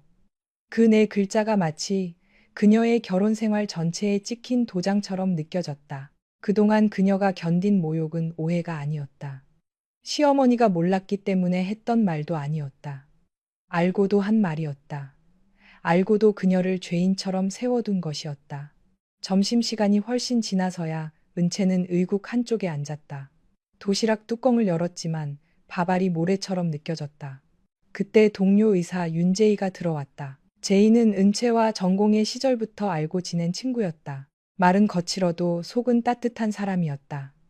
은채는 처음에는 아무 말도 하지 않으려 했다. 하지만 제이가 그녀의 얼굴을 보자마자 너 오늘 얼굴이 왜 그래? 어제보다 더 하얗다고 묻는 순간 은채의 마음이 무너졌다. 그녀는 아주 낮은 목소리로 전날 병원에서 본 장면, 아라의 임신, 도윤의 태도, 그리고 아침에 발견한 봉투 이야기를 털어놓았다. 제이는 듣는 동안 점점 얼굴이 굳어졌다. 마지막에는 손에 들고 있던 젓가락을 내려놓고 한참 말이 없었다.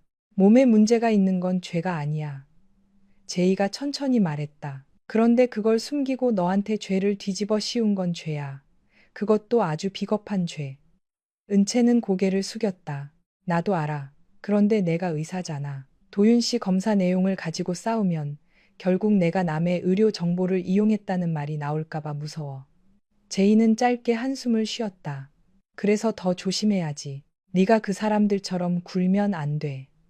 네가 가진 건 사실이어야 하고 네가 쓰는 건 네가 합법적으로 확인한 것들이어야 해. 병원 기록은 건드리지 마. 백아라 진료 내용은 절대 입에 올리지 말고. 네가 본 건 내 근무 중 응급진료였지만 그 기록을 사적으로 쓰는 순간 네가 다친다. 은채는 천천히 고개를 끄덕였다. 마음은 피를 흘리고 있었지만 직업인으로서의 선은 지켜야 했다. 그녀는 그 선을 넘고 싶지 않았다. 무너지는 순간에도 자신이 어떤 사람인지는 잃고 싶지 않았다. 그때 간호사 나보라가 조심스럽게 문을 열고 들어왔다. 보라는 은채보다 한참 어렸고 눈치가 빠르지만 가끔 지나치게 솔직해서 사람을 웃게 만드는 아이였다. 그녀는 테이블 위에 따뜻한 붕어빵 봉지를 내려놓았다. 선생님, 이거 병원 앞에서 샀어요. 슈크림이랑 파치랑 섞여 있어요. 사람이 속상할 때 빈속이면 더 억울해진대요. 제이가 어이없다는 듯 웃었다. 그건 또 어디서 배운 말이야? 보라는 진지하게 대답했다. 저희 엄마요. 엄마가 아빠랑 싸우고도 밥은 꼭 먹으라고 했어요. 안 먹으면 싸움도 지고 위장도 진다고. 은채는 그 말을 듣고 아주 작게 웃었다. 웃음이 목에 걸려 눈물처럼 올라왔다. 누군가 자신을 걱정해준다는 것은 때로 거창한 위로보다 더 깊게 사람을 붙잡는다. 은채는 붕어빵 하나를 집어들었다. 따뜻한 반죽이 손끝을 데웠다. 그렇게 작은 온기 하나가 그녀를 간신히 현실에 붙들어 놓았다. 저녁이 되어 집으로 돌아왔을 때 은채는 거실 테이블 위에 봉투 사본을 조용히 올려두었다. 도윤은 늦게 돌아왔다. 그는 현관에서 구두를 벗다가 테이블 위에 서류를 보았고 그대로 굳었다. 오영숙은 계단 아래에 서 있었다. 마치 이미 무슨 일이 벌어질지 알고 있는 사람처럼 얼굴이 굳어 있었다. 은채는 남편에게 소리를 지르지 않았다. 그녀는 소리칠 기운도 없었고 이제 그런 방식으로 이길 수 없다는 것도 알고 있었다. 언제까지 저한테만 책임을 씌울 생각이었어요? 그녀가 물었다. 도윤은 한동안 아무 말도 하지 못했다. 그건 예전에 잠깐 검사 받은 거야. 심각한 것도 아니었고. 심각한지 아닌지가 문제가 아니에요. 왜 말하지 않았느냐가 문제죠. 은채의 목소리는 낮았지만 단단했다. 도윤은 시선을 피했다. 엄마가 괜히 걱정할까봐. 은채는 그 말에 조용히 웃었다. 어머니는 알고 계셨어요. 저만 몰랐죠. 도윤의 얼굴이 더 창백해졌다. 오영숙이 끼어들었다. 내가 그랬다. 내가 말하지 말라고 했다. 남자가 그런 일로 자존심 상하면 집안이 흔들려. 내가 의사라서 더 잘할 것 아니냐. 남자 체면이 얼마나 중요한지. 은채는 시어머니를 바라보았다. 3년 동안 그녀가 참아온 모든 시간이 한꺼번에 밀려왔다. 설날에 큰 집 식탁에서 사촌 형님이 요즘은 병원 다니면 금방 가진다던데 왜 아직이냐고 농담하듯 묻던 일. 추석 때 친척 아주머니가 며느리가 너무 일만 해서 몸이 차가운가 보다 고 웃던 일. 오영숙이 사람들 앞에서 우리 며느리가 의사라 바쁘긴 한데 집안일은 결국 여자가 마음을 써야 한다고 말하던 일. 그때마다 도유는 조용히 물을 마시거나 휴대전화를 들여다보았다. 그 침묵들이 이제야 하나의 얼굴을 가졌다. 비겁함이라는 얼굴이었다. 저는 도윤 씨 몸이 아픈 게 싫은 게 아니에요. 은채가 천천히 말했다. 아픈 사람은 치료받으면 돼요. 함께 견디면 돼요. 그런데 당신은 나를 혼자 욕먹게 했어요. 어머니는 그걸 알면서도 저한테 선생님, 저 임신한 사람 보호자인데요. 그 남자의 목소리가 진료실 문틈으로 새어 들어오는 순간 서은채는 손에 들고 있던 차트 파일을 그대로 멈춰 세웠다. 서울 강서구 마곡동의 여성 전문병원, 새로 발령받은 첫날이었다. 은채는 산부인과 전문의로 일한 지 오래였고 수많은 산모의 울음과 웃음을 함께 지나온 사람이었다. 그런데 그날 오후 그녀가 가장 먼저 마주한 환자는 낯선 임산부가 아니었다. 임산부의 허리를 조심스럽게 받치고 있던 남자, 흰 셔츠 소매를 단정하게 걷어 올린 채 여자의 어깨를 감싸고 있던 사람, 그는 바로 그녀의 남편 정도윤이었다. 도윤은 한빛항공의 기장으로 김포공항과 인천공항을 오가며 늘 하늘 위에서 사는 사람처럼 보였다. 친척들은 그를 볼 때마다 남자가 참 반듯하다. 집안 체면 세우는 아들이다. 은채 너는 복이 많다고 말했다. 은채는 그 말을 들을 때마다 조용히 웃었다. 복이 많은지 아닌지는 남들이 정해주는 것이 아니었지만 결혼한 여자는 때로 그런 말 앞에서 굳이 반박하지 않는 법을 배운다. 3년 동안 그녀는 그렇게 살았다. 시댁에서 아이가 생기지 않는다는 이유로 눈치를 봐도 명절 때마다 시어머니가 친척들 앞에서 한숨을 쉬어도 남편이 옆에서 아무 말 하지 않아도 은채는 자신이 조금만 더 참으면 언젠가는 괜찮아질 거라고 믿었다. 그런데 바로 그 남자가 지금 자기 앞에서 다른 여자의 보호자처럼 서 있었다. 여자는 베가라였다. 은채는 그녀를 한 번 본 적이 있었다. 작년 겨울 항공사 송년회 자리에서였다. 아라는 도윤보다 한참 어린 객실 승무원이었고 하얀 블라우스에 단정한 스카프를 맨 채 은채에게 허리를 숙이며 사모님 말씀 많이 들었어요라고 웃었다. 그때 은채는 그 웃음이 지나치게 달콤하다고 생각했지만 아무 말도 하지 않았다. 사회생활을 하는 사람의 웃음은 때로 너무 밝아서 진심과 예의를 구분하기 어려웠다. 그런데 지금 아라는 그때보다 훨씬 연약한 얼굴로 진료 의자에 앉아 있었다. 한 손은 아랫배 위에 얹혀 있었고 다른 손은 도윤의 손목을 잡고 있었다. 마치 그 손을 놓으면 자신이 곧 무너질 사람처럼 도윤이 먼저 은채를 알아보았다. 그의 얼굴에서 피가 빠져나가는 것이 너무 분명해서 은채는 오히려 이상하게 차분해졌다. 은채야, 네가 왜 여기 있어? 그 말이 가장 먼저 나왔다. 남편이 아내에게 할 말은 아니었다. 여기 오늘부터 제 근무지예요. 은채는 아주 낮은 목소리로 대답했다. 응급 산모라 들었습니다. 환자분, 의자에 바르게 앉아주세요. 그녀는 남편을 보지 않고 아라를 보았다. 의사로서의 눈빛이었다. 그 눈빛 안에 아내의 분노를 섞지 않으려고 은채는 손가락 끝에 힘을 주었다. 아라는 눈을 내리깔았다. 배가 조금 당겨서요. 혹시 아기한테 문제가 있을까봐. 그녀의 목소리는 작았지만 이상하게 진료실 안의 모든 사람에게 잘 들렸다. 은채는 장갑을 끼고 필요한 질문을 했다. 마지막 생리일, 통증의 시작, 출혈 여부, 기존 검사 여부. 질문은 차갑지 않았고 따뜻하지도 않았다. 정확했다. 병원에서 환자는 환자일 뿐이었다. 설령 그 환자가 남편의 숨겨진 여자라 해도 뱃속에 있는 생명까지 은채의 상처를 함께 감당할 이유는 없었다. 초음파 화면에 작은 생명의 형태가 떠올랐다. 임신 12주 안팎. 은채는 화면을 바라보다가 아주 잠깐 숨을 멈췄다. 12주. 그 숫자는 단순한 의학적 추정이 아니었다.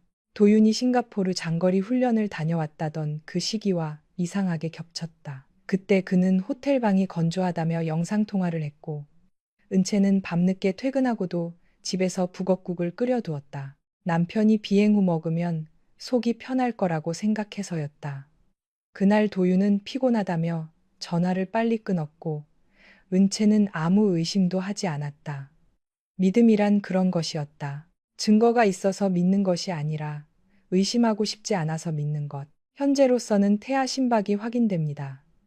당장 위험한 소견은 없어 보이지만 통증이 심해지거나 출혈이 있으면 바로 다시 오셔야 합니다. 무리하지 말고 안정하세요. 은채는 차트에 필요한 내용을 적었다. 아라는 고개를 끄덕였지만 곧 도윤을 올려다보았다.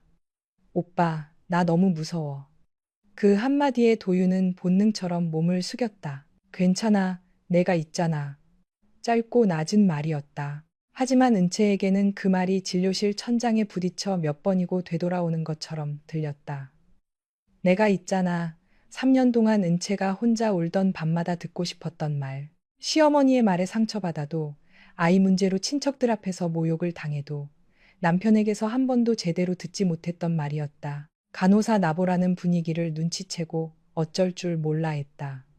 문 밖에서는 병원 보안 담당 전만식 아저씨가 지나가다 진료실 안을 흘끗 보았다. 만식은 은채가 예전에 근무하던 병원에서도 알던 사람으로 전라도 정읍 출신이라 은채의 친정 어머니와 말투가 비슷했다. 그는 아무것도 모른 채 웃으며 말했다. 아이고, 남편분이 참 자상하시네. 요즘 젊은 남자들이 이렇게 임신한 아내 챙기기 쉽지 않은데. 나보라가 황급히 만식의 팔을 잡아당겼다. 아저씨, 잠깐만요. 여기 들어오시면 안 돼요. 만식은 어리둥절한 얼굴로 물러났다. 내가 뭐 잘못 말했나? 그 무심한 말이 은채의 가슴을 더 깊이 찔렀다. 남들이 보기에는 도윤이 그저 임신한 아내를 챙기는 좋은 남편으로 보인다는 사실, 그 잔인한 오해가 그녀를 무너뜨렸다. 은채는 처방 안내지를 아라에게 건넸다. 오늘은 응급 확인만 했습니다. 정기 진료는 담당 병원에서 이어가세요. 그리고 보호자분도 산모가 무리하지 않게 신경 쓰십시오. 마지막 말에서 그녀는 처음으로 도윤을 보았다. 도윤은 입술을 달싹였다. 은채야, 이건. 은채가 그의 말을 끊었다. 여기는 병원이고 저는 근무 중입니다. 개인적인 이야기는 나중에 하세요. 목소리는 높지 않았지만 진료실 안의 공기가 단번에 얼어붙었다. 아라는 고개를 숙였고 도윤은 아무 말도 하지 못했다. 손을 씻는 동안 은채는 거울 속 자신의 얼굴을 보지 않았다. 물소리가 차갑게 흘렀고 손등 위의 비누 거품은 금세 사라졌다. 그러나 마음속에 들러붙은 장면은 씻겨 나가지 않았다. 남편의 손이 아라의 허리를 받치던 장면, 아라가 오빠라고 부르던 목소리, 도윤이 너무 자연스럽게 내가 있잖아 라고 대답하던 표정. 그녀는 물을 잠그고 마른 수건으로 손을 닦았다. 흰 가운 주머니 안에는 오늘 아침 받은 임명장이 들어 있었다. 병원은 그녀를 부원장 직무대행으로 발령했다. 그 소식을 남편에게 가장 먼저 말하고 싶었다. 나 해냈어 라고 말하면 도윤이 잠시라도 진심으로 기뻐해 줄 거라고 기대했다. 그러나 이제 그 종이는 축하받을 기쁨이 아니라 우스운 착각의 증거처럼 느껴졌다. 그날 저녁, 은채는 강서구 방화동에 있는 시댁으로 돌아왔다. 집은 김포공항에서 그리 멀지 않은 조용한 주택가에 있었다. 낮에는 비행기 소리가 자주 들렸고 밤이면 거실 창문에 활주로 쪽 불빛이 희미하게 비쳤다. 결혼 초기 은채는 그 소리를 좋아했다. 남편이 일하는 하늘과 자신이 사는 집이 멀지 않다는 느낌 때문이었다. 하지만 그날 밤 머리 위로 지나가는 비행기 소리는 이상하게 차갑고 멀었다. 거실에 들어서자 시어머니 오영숙이 부엌에서 국을 휘젓고 있었다. 된장찌개 냄새와 생선조림 냄새 사이로 한약 냄새가 섞여 있었다. 식탁 한가운데에는 은채 자리 앞에만 짙은 갈색 한약 한 그릇이 놓여 있었다.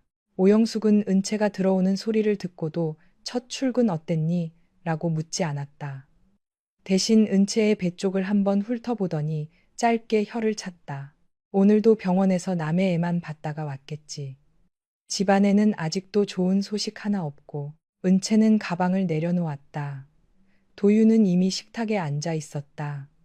그는 휴대전화를 들여다보고 있었고 은채가 들어오자 아주 잠깐 눈을 들었다가 피했다. 그 짧은 회피만으로도 은채는 알 수 있었다. 그는 미안한 사람이 아니라 들킨 사람이었다. 오영숙은 밥그릇을 놓으며 말했다. 산부인과 의사 며느리 뒀다고 동네 사람들이 다 부러워했는데 정작 우리 집은 3년째 조용하니 내가 무슨 낯으로 말을 하겠니? 설날에 큰 집 가면 또 애 얘기 나올 텐데 생각만 해도 속이 탄다. 은채는 숟가락을 들지 못했다. 어머니, 아이 문제는 여자 혼자만의 문제가 아니에요. 그녀가 아주 조심스럽게 말했다. 도윤이 그제야 고개를 들었다. 은채는 그가 한마디라도 해주길 바랐다. 엄마, 그런 말 하지 마세요. 그 한마디면 충분했다. 하지만 도윤은 깊게 한숨을 쉬더니 말했다. 엄마도 기다리다 지쳐서 그러시는 거야. 당신이 이해해. 은채는 그 말이 낯설지 않았다. 이해해. 참아. 넘겨.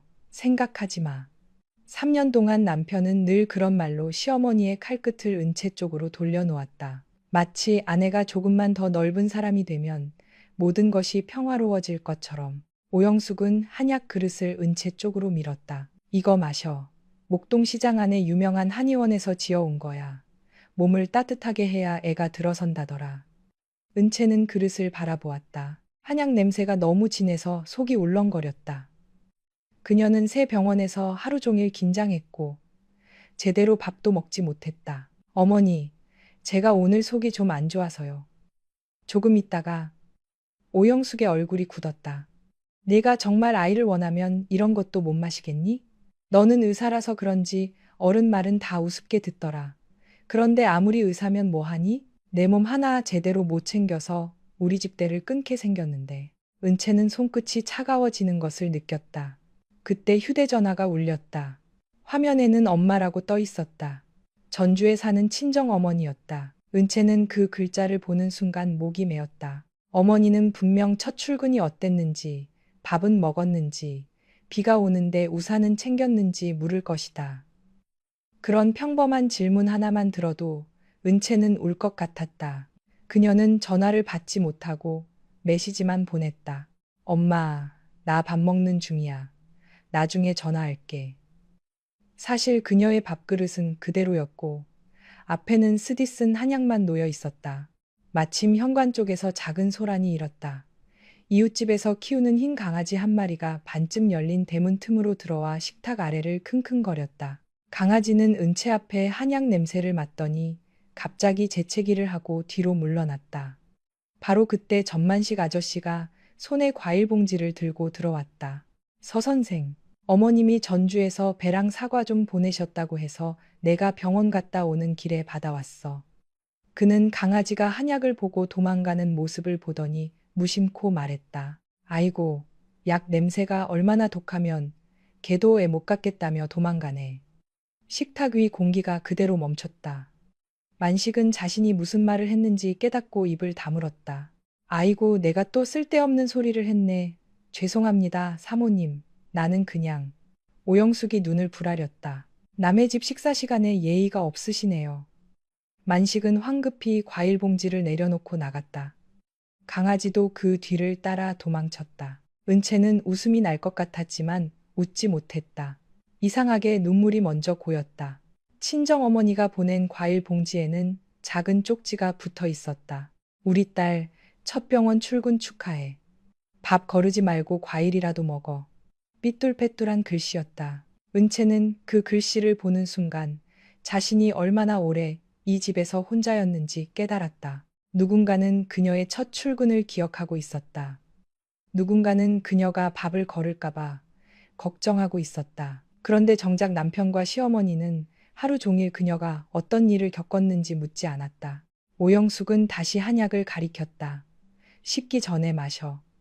은채는 그릇을 들었다. 뜨겁고 쓴 액체가 목을 타고 내려갔다. 속이 울렁거렸지만 그녀는 끝까지 마셨다. 오영숙은 그제야 만족한 듯 말했다. 그렇게 해야지. 여자가 시집 왔으면 집안 걱정을 먼저 해야 해. 애만 생기면 도윤이 마음도 더 안정될 거고 집안도 조용해질 거야. 은채는 그 말을 듣고 천천히 그릇을 내려놓았다. 아이가 생기면 남편 마음이 안정될까? 이미 다른 여자의 뱃속에 아이를 만들고 그 여자를 병원까지 데려가 허리를 받쳐주던 남자에게 아이가 정말 가정을 지키는 이유가 될까? 그녀는 묻고 싶었지만 묻지 않았다. 오늘은 아직 때가 아니었다. 밤이 깊어지자 오영숙은 방으로 들어갔고 은채는 부엌에서 그릇을 씻었다. 도유는 거실 베란다로 나가 전화를 받았다. 유리문은 완전히 닫히지 않았고 그의 목소리는 낮게 새어 들어왔다. 알아야, 지금은 안 돼. 엄마한테 말할 타이밍을 봐야 해. 네가 갑자기 나타나면 일이 커져. 잠시 침묵이 흐른 뒤 도윤이 더 낮은 목소리로 말했다. 나도 책임질 생각이 없다는 게 아니잖아. 조금만 기다려. 은채는 수도꼭지를 잠갔다. 물방울이 싱크대에 떨어지는 소리만 또렷했다. 그녀는 일부러 들으려 한 것이 아니었다. 그러나 이제는 들리지 않는 척할 수도 없었다. 그날 밤 은채는 침실에 들어가지 않았다. 작은 서재에 앉아 친정어머니가 보낸 과일 봉지를 열었다. 사과 2개와 배 1개, 그리고 어머니가 직접 만든 유자청 작은 병이 들어 있었다. 은채는 유자청 병을 끌어안고 한참을 울었다. 남편 때문에 우는 눈물이 아니었다. 자신이 이렇게 사랑받을 수 있는 사람이라는 사실을 너무 늦게 기억해낸 슬픔이었다. 누군가의 딸이었던 사람이 어느 순간 누군가의 며느리, 누군가의 아내로만 불리며 살다 보면 자기 이름이 얼마나 외로운지 잊는다. 서은채, 그녀는 그날 밤 오랜만에 자신의 이름을 마음속으로 불러보았다. 다음 날 아침, 집안은 평소보다 조용했다. 도유는 새벽 비행 일정이 있다며 일찍 나갔고 오영숙은 무릎이 아프다며 2층 방에서 은채를 불렀다. 은채야, 내 관절약 좀 가져와. 서랍장 아래쪽에 있을 거야. 은채는 대답하고 시어머니 방으로 들어갔다. 아무리 마음이 찢어져도 몸은 습관처럼 움직였다. 3년 동안 그녀는 오영숙의 혈압약이 어디 있는지, 소화제가 언제 떨어지는지, 무릎에 바르는 파스가 어느 서랍에 있는지 다 알고 있었다. 사랑받지 못해도 돌보는 일은 멈추지 않는 사람이 있다. 은채가 그랬다. 서랍장 아래 칸을 열자 오래된 파스 냄새와 한약재 냄새가 섞여 올라왔다. 은채는 관절약 상자를 찾다가 낡은 봉투 하나를 건드렸다. 봉투가 바닥으로 떨어졌고 겉면에는 오영숙의 글씨로 이렇게 적혀 있었다. 도윤 재검. 은채에게 말하지 말 것. 은채의 손이 멈췄다. 그녀는 한참 동안 봉투를 바라보았다. 말하지 말 것. 그 4글자가 너무 선명했다. 의사로 살아온 사람의 직감이 먼저 반응했다. 은채는 천천히 봉투를 열었다. 안에는 2년 전 서울 서초구의 한 남성의학 클리닉에서 발급한 재검 안내서와 상담 메모 사본이 들어 있었다. 자세한 수치는 없었지만 내용은 충분했다. 정도윤에게 생식 기능 관련 문제가 있었고 추적 검사와 치료가 필요하다는 내용이었다. 은채는 바닥에 무릎을 꿇은 채 움직이지 못했다. 남편에게 그런 문제가 있다는 사실 때문에 충격받은 것이 아니었다. 몸의 문제는 죄가 아니었다. 의사인 은채는 누구보다 잘 알았다. 병은 숨길 수 있고 치료할 수 있고 함께 견딜 수도 있다. 그녀가 견딜 수 없었던 것은 따로 있었다. 이 집 사람들이 알고 있었다는 것. 알고도 그녀를 3년 동안 죄인처럼 만들었다는 것. 아이가 없다는 이유로 한약을 먹이고 친척들 앞에서 고개 숙이게 하고 명절마다 며느리 몸이 차서 그렇다고 말하게 둔 것. 그것이 은채의 심장을 차갑게 얼렸다. 그때 문이 벌컥 열렸다. 오영숙이 들어왔다. 그녀는 은채의 손에 들린 봉투를 보는 순간 얼굴빛이 변했다. 그걸 왜 네가 보고 있어? 오영숙은 급히 봉투를 낚아채려 했다. 은채는 봉투를 빼앗기지 않았다.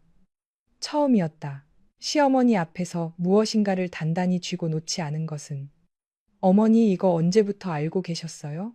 오영숙은 눈을 피했다가 곧 목소리를 높였다. 남자한테 그런 문제 조금 있을 수도 있는 거지. 그걸 며느리한테 일일이 말해서 뭐하니? 밖에 새어나가면 도윤이 체면은 어떻게 해? 은채는 웃음 비슷한 숨을 내쉬었다. 도윤 씨 체면은 그렇게 중요했는데 제 체면은요. 제 마음은요.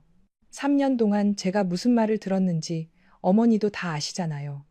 오영숙은 입술을 깨물었다. 그래도 사과하지 않았다. 집안을 지키려면 여자가 조금 참을 줄도 알아야 해. 내가 의사라고 해도 결국 며느리야. 남편 흠을 밖에 드러내서 좋을 게 뭐가 있니? 네가 조금 욕먹고 넘어가면 집안이 조용했잖아. 그 말이 은채 안에 마지막 무언가를 무너뜨렸다. 남편의 병이 아니라 시어머니의 말이 그녀를 끝내 깨웠다.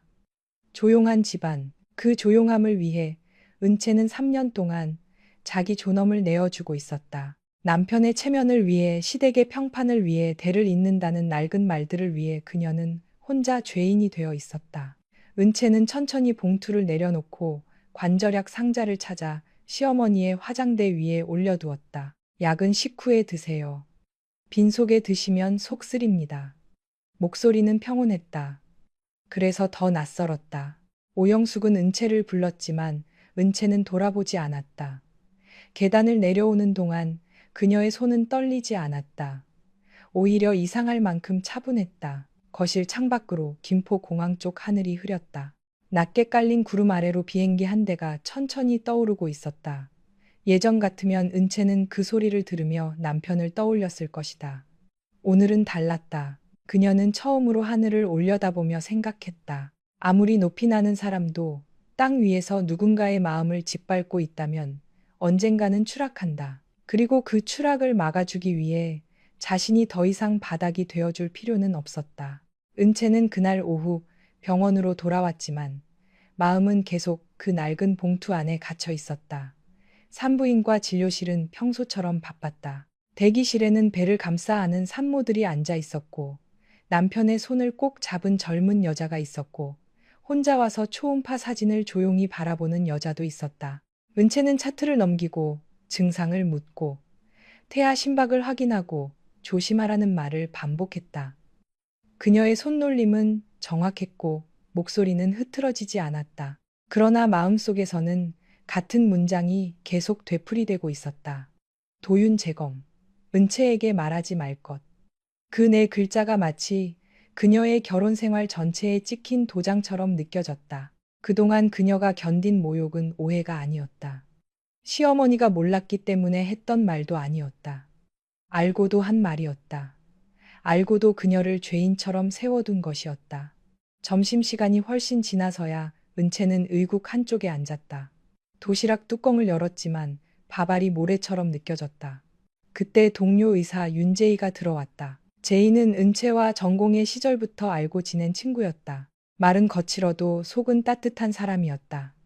은채는 처음에는 아무 말도 하지 않으려 했다. 하지만 제이가 그녀의 얼굴을 보자마자 너 오늘 얼굴이 왜 그래? 어제보다 더 하얗다고 묻는 순간 은채의 마음이 무너졌다. 그녀는 아주 낮은 목소리로 전날 병원에서 본 장면, 아라의 임신, 도윤의 태도, 그리고 아침에 발견한 봉투 이야기를 털어놓았다. 제이는 듣는 동안 점점 얼굴이 굳어졌다. 마지막에는 손에 들고 있던 젓가락을 내려놓고 한참 말이 없었다. 몸에 문제가 있는 건 죄가 아니야. 제이가 천천히 말했다. 그런데 그걸 숨기고 너한테 죄를 뒤집어 씌운 건 죄야. 그것도 아주 비겁한 죄. 은채는 고개를 숙였다. 나도 알아. 그런데 내가 의사잖아. 도윤 씨 검사 내용을 가지고 싸우면 결국 내가 남의 의료 정보를 이용했다는 말이 나올까봐 무서워. 제이는 짧게 한숨을 쉬었다. 그래서 더 조심해야지. 네가 그 사람들처럼 굴면 안 돼. 네가 가진 건 사실이어야 하고 네가 쓰는 건 네가 합법적으로 확인한 것들이어야 해. 병원 기록은 건드리지 마. 백아라 진료 내용은 절대 입에 올리지 말고. 네가 본 건 내 근무 중 응급진료였지만 그 기록을 사적으로 쓰는 순간 네가 다친다. 은채는 천천히 고개를 끄덕였다. 마음은 피를 흘리고 있었지만 직업인으로서의 선은 지켜야 했다. 그녀는 그 선을 넘고 싶지 않았다. 무너지는 순간에도 자신이 어떤 사람인지는 잃고 싶지 않았다. 그때 간호사 나보라가 조심스럽게 문을 열고 들어왔다.